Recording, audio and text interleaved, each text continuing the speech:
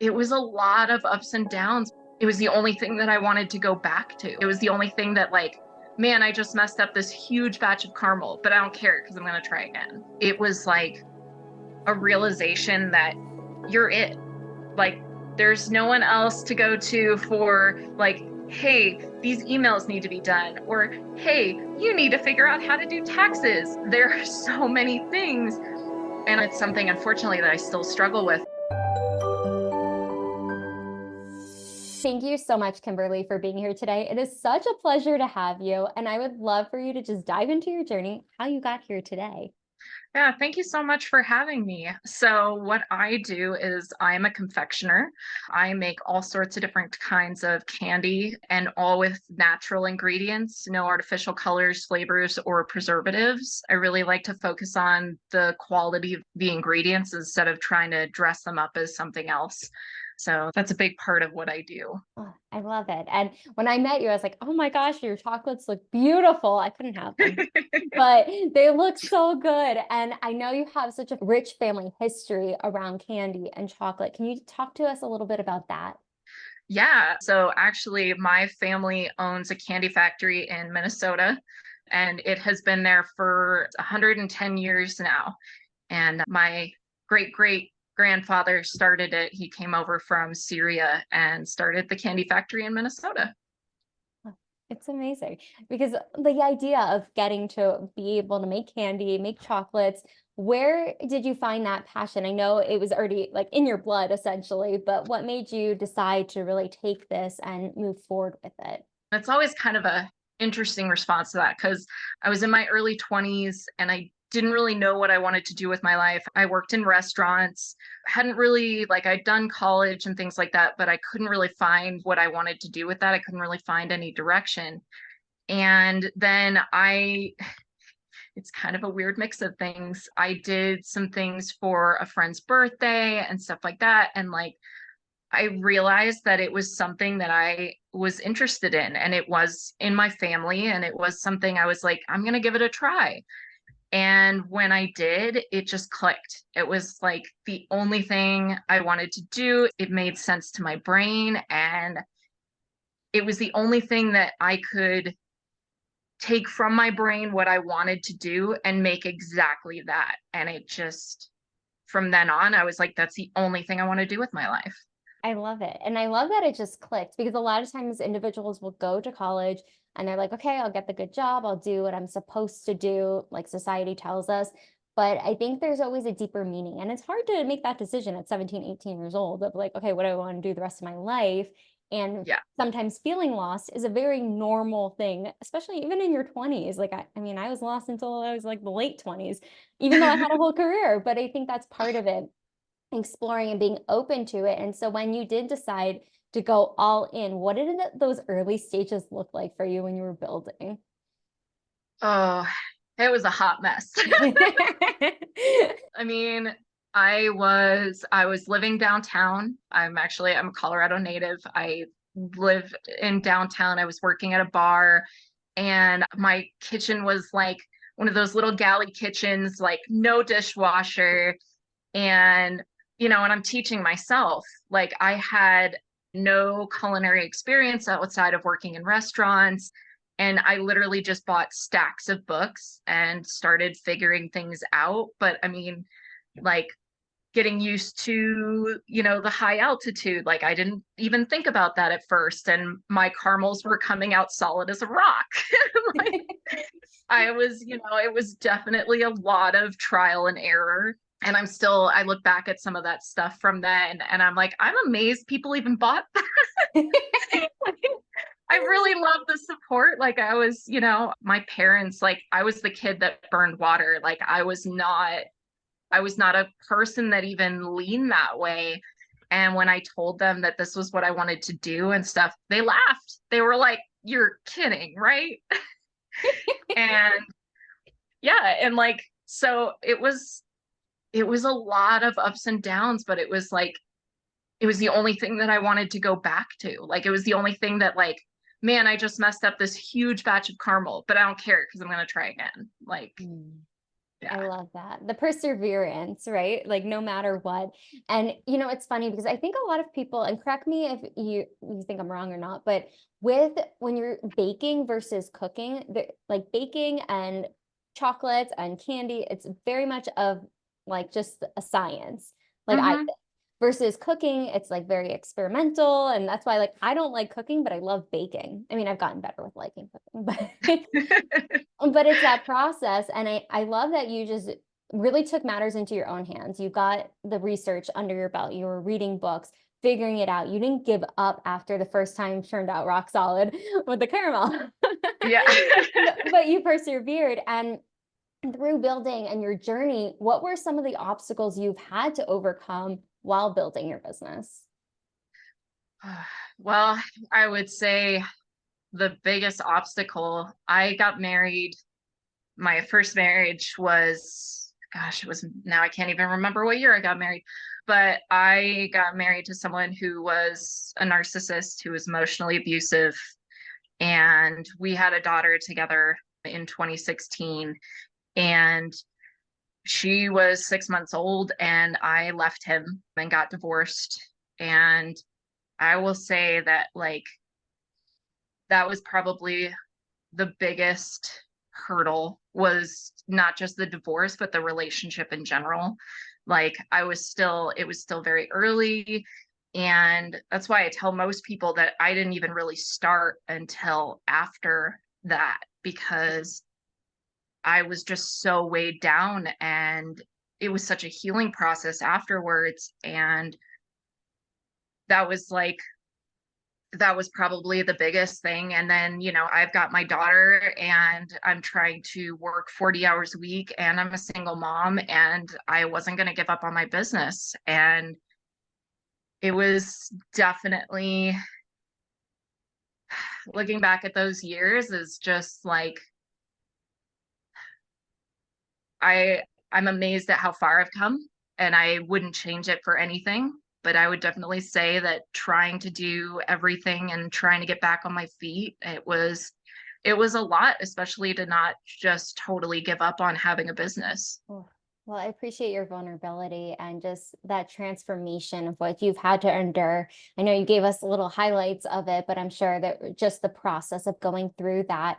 And what it sounds like to me is that pain turned into purpose, going through everything you did into something that was so healing and moving, and being able to bring joy to people with just the taste of chocolate, like that factor, I mean, there's so much meaning behind things, I think. Not everything, but a lot of things, especially when we've gone through something so hard in our lives, and everybody's hard looks a little different, but you turned it into Hmm. something so beautiful, and you didn't give up on yourself. And being a single mother, being able to make sure that your daughter had everything she needed while working full time, while building your business, while taking care of her and maintaining life. you know Yeah.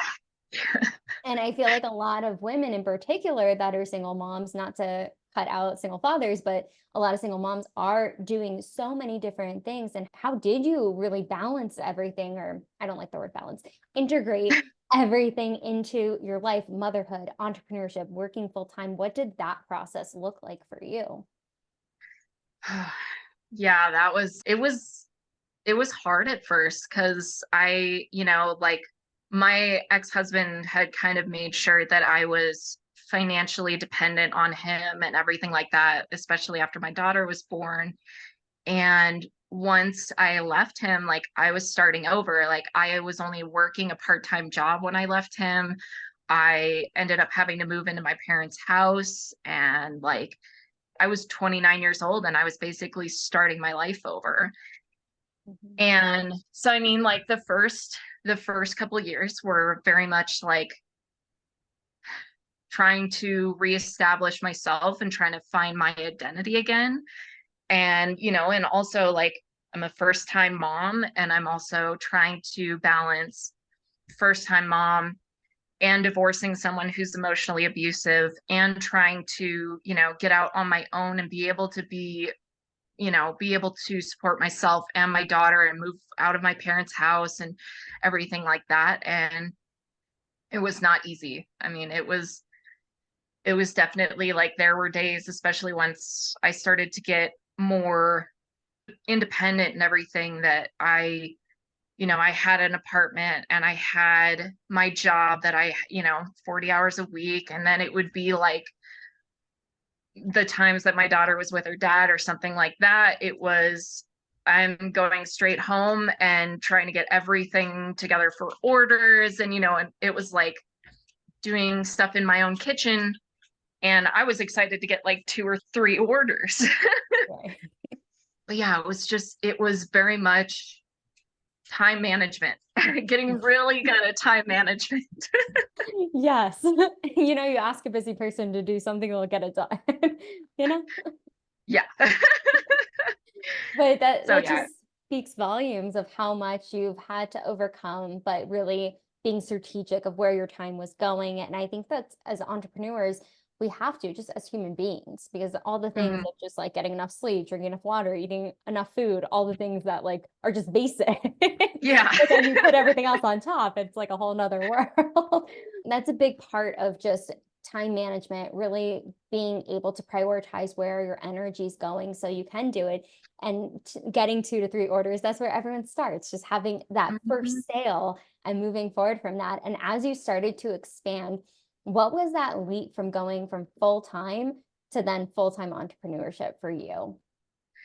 Well, luckily, by the time that I was, jumping full time into my business, I was with my husband, and my daughter and I had moved into his house, and we were a lot more stable. And I had gone from working a 40-hour week to being able to work part time because my business had taken off so much. And it was funny because I quit my day job like a week before we got married, and we had just had this conversation. I was like, it was getting closer and closer to like the holiday season and stuff like that. And I was just looking at him and I'm like, my last holiday season was hard and I was working a full-time job, and we had my daughter, and we're trying to get everything going. And I was like, that was insane. Like, I'm amazed I didn't call out sick to my day job. And I was like, I don't know how to do that again. And he's like, I don't think you can. We talked about it, and I was like, this is that point, and like, it's going to be a struggle. It's going to be a little harder because you make that leap. And I remember putting in my notice at my job, and I was just like, this is it. Like, I no longer am looking to someone else for my paycheck. Like, my paycheck is dependent on me. And, and it's like, my husband does a lot, but like, when I made the decision to do this full time, I was like, I'm still financially responsible. I'm still, it's like there are still things that need to be paid for and stuff like that. And it was definitely scary. It was definitely figuring out that new normal of being an entrepreneur and being in charge of everything that went with it. I believe So, it. And that's amazing that you had a supportive partner as well. But I think the biggest thing that I wanted to touch on was that you believed in yourself. Like you went all in on your business. You didn't hold back. You started to kind of see, even with the holiday season, I'm sure more orders come in and just where your energy really wanted to go. It goes back to that, but really truly believing in yourself, because it is a huge leap of faith, because you don't know what's on the other side when you do that, especially when you give up the consistent paycheck to yeah. have, you don't know what the paycheck's going to be or when it's coming. Yeah, it's like my husband's salary, like he gets paid, like, it's like clockwork. And I'm like, well, I got paid this weekend. Like, Oh, I get it. And so many people listening do too as well. And I think that's a big part of just moving through this journey, understanding what makes sense and when to take that leap. Because I think a lot of people that I've spoken to that take that leap, or even I went to a networking event yesterday and the guy was asking, when do you know when to take that leap? And you outlined it really beautifully of just, you trusted yourself. You knew it was time. The busy season was about to happen, and it continued, as I'm sure. yes, It didn't yeah. stop. So after you did move through, okay, I'm jumping in full time. We're going to figure it out. It's going to be great. What was that process, that first year or two of just like really making that transition? Well, I will say it has been eye-opening because I think that, myself included, like when I decided to do this full time, even then, like even in that first like 6 months, it was like a realization that you're it. Like there's no one else to go to for like, hey, these emails need to be done, or hey, you need to figure out how to do taxes. Like there are so many things. And it's something, unfortunately, that I still struggle with that I'm trying to work on more and more every day. But it's that realization, especially early on, like you're a one woman show, you are in charge of all of it. And I mean, I just got my desk set up in my son's nursery because I'm like, I have to actually separate from going to the kitchen from doing the worker bee aspect of everything. Mhm. And I'd say that's one of the biggest things. And it's been interesting. It's been a lot of discovery on the other part of things that's outside of just production. Absolutely. Because it's not really easy to see what happens behind the scenes, and especially having a separate place to do work. Because sometimes I would like work in bed, and my husband's like, you need to have like separation of like sleep and work. And I'm like, I know, but it's just so much easier with social media.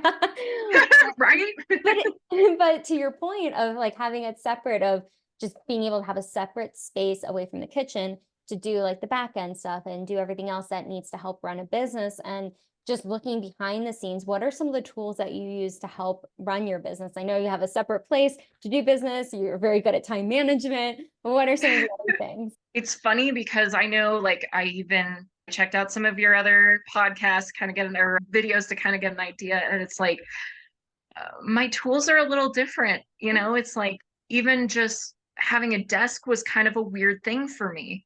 Like, because I am such a, like, if I sit down, I feel like I'm wasting time, you know?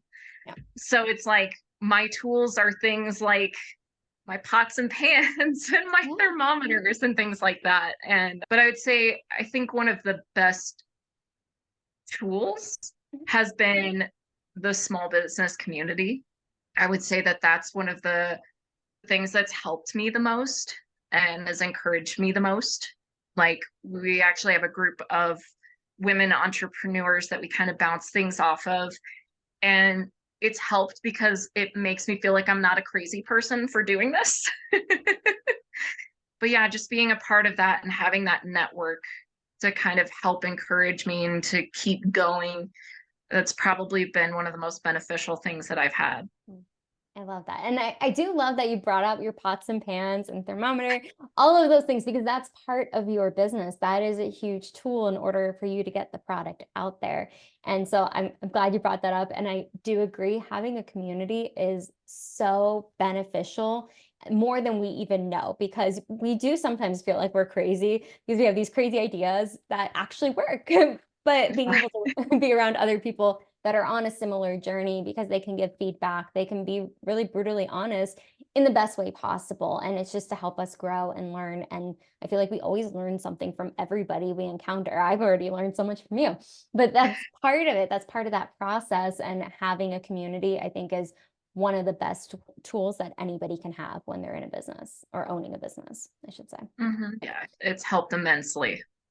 Yes, I believe it. And I've seen it myself for my businesses, and seeing things grow. It just really humbles you out and grounds you that you aren't crazy, that this is something you're crazy enough to make something work. That's how I Mm, look at it. And being yes. able to just be around other people like that, like-minded people. It all comes together. It does. It truly does. And through your journey, because I know you've had a lot of obstacles you've had to overcome, what are some of your success stories that you could share with us? I know you have a million, but if you could share one or two. Well, I mean, as I stated before, like getting out of my marriage is one of my success stories because I feel like it really pushed me into building my business more. And I mean, I've actually won a few awards with my confections, and I'm actually working with the Sheridan downtown. I do confections for their VIP suites. That's one of my big success stories because I feel like I've been trying to work with hotels for a while to kind of, it's a good, it's a good stable client. And I've worked with different like ice cream shops and things like that. I think those are like my biggest success stories is working with certain clients and getting the recognition that I've been, working so hard for. Absolutely. I love this because it's not something that's talked about of all the back work that you have to do to get to the hotels, to get to the ice cream shops, all the things that encompass just every day, putting in the effort, making sure that everything is up to par, but being able to continue to expand and the consistency of a hotel, because I'm sure it helps because it's an everyday thing, Yeah. especially for Yeah. VIP. Oh, yes. That's so neat. I didn't even like think of that until you said that, but it's just being able to expand and diversify how you're being able to make an impact. And it's really that taste and that flavor, and it's all natural as well. And I wanted to touch on that too, because I know that's a big part of what you've created is the natural ingredients. Can you speak a little bit more to that? Yeah. So when I started doing this, I was kind of just like trying my hand at everything. Like I wanted to learn about everything, I wanted to try everything. And it's funny because kind of the reason I went the more natural route was when I was getting back on my feet after my divorce, I was working at a osteopath's office and I was working with people who are more on the holistic aspect of things. And we had nutritionists and things like that. And I was like, man, I got so used to being like, well, I can't pronounce that ingredient or what is this? Like, and I love the concept of being able to use those natural quality ingredients and how much better things tasted and how much more you could taste the quality of things. And so it's funny because it's like a doctor's office, but it really made me appreciate those little details more. And so it's really kind of formed my brand on, it's, I want people to be able to bite into something and know what they're tasting and know that it's, I mean, it's candy, it's not necessarily healthy, but it's a little better for you than all those random ingredients that you can't pronounce. Wow, so true. So, yeah. So true. Because you're right. If you like my mom always used to be like, if you can't read it, like don't eat it. And she's still like that. Exactly. But I've learned along the way. But I love that you really did take that aspect of where your environment was, and you were so conscious of that and applying that to every piece of candy or chocolate that you create is based off of knowing that you know exactly what you're putting into your body, and being Mhm. surrounded by doctors and that holistic approach really shaped it. And it's amazing how things kind of just really come full circle sometimes based off of like your upbringing and what you were exposed to then where you were working and how it just transformed over time. But I love that you've been able to create these natural ingredients as well as being able to expand your brand. But in speaking of expanding the brand, where do you see everything moving in the next few years for you? Well, I want to like, because right now I work with a commissary kitchen. Most people with small businesses, like that's the easiest route to go. And I really want to be able to get to the point where I have my own kitchen and that I'm doing things that way. I really want to work with hotels more. And I think, I'm sure it's what a lot of small businesses want, but I really want to have it where my pink boxes, where my brand is recognizable. Like people see the logo at a store or something and they know what it is right away. Like I want to be that recognizable brand that people go to for quality confections. Like I'm not really going the storefront route, but I really want to be able to be completely independent and do things that way and be that recognizable brand that people go to. I love it. And that's honestly when I met you at the event and I was like, oh my God, I love the colors, the pink, the unicorn. I was like, oh my gosh, this is like my vibe. But Oh it's very yeah, recognizable. that pink horse goes everywhere with me. I was like, if nothing else, people know where that horse is. Yes, absolutely. Well, you have to check out our information so you can see it because it is very recognizable. It's beautiful and it's very catchy. And that's where I Mhm. think it's goes down to just being able to get visibility with the right customers that you want to impact, and every bite makes a difference, right? Yes, yes. It's not a tagline, it's just what I came up with. I But like it I'm though. I so like it. exactly, exactly. But I'm really curious, where can people find you, Kimberly? Where is everything located so people know and they can find you? So they can get things through my website. It's tootdesercandy.com. And so they can go there. I'm on Instagram. I am also around a lot of different places in Colorado. I do wholesale. I actually work with a distillery downtown called Deviation. I do gin truffles for them. And then I'm in a bunch of different local markets, Littleton Meats, Makers Market, but I mean, they can always come directly to my website. I've got everything on there. I do weddings and events. I do the wholesale. So yeah, it's probably those are I'm in a bunch of different places. If you can find my hot pink boxes, you're good. Perfect. Just look for the hot pink. But Yes. Kimberly, thank you so much for coming on, just sharing your amazing journey with us, how it all started and to where you are today, and will continue to grow to get that recognition. That is so amazing what you've been able to accomplish starting from your kitchen with no dishwasher to where you are today. Yeah. But thank you again just for sharing your beautiful energy with us today. Thank you so much for having me. Absolutely. Make sure to like, subscribe, comment below what was the biggest takeaway from Kimberly today. I'm sure she would love to see that, and we'll see you on the next episode.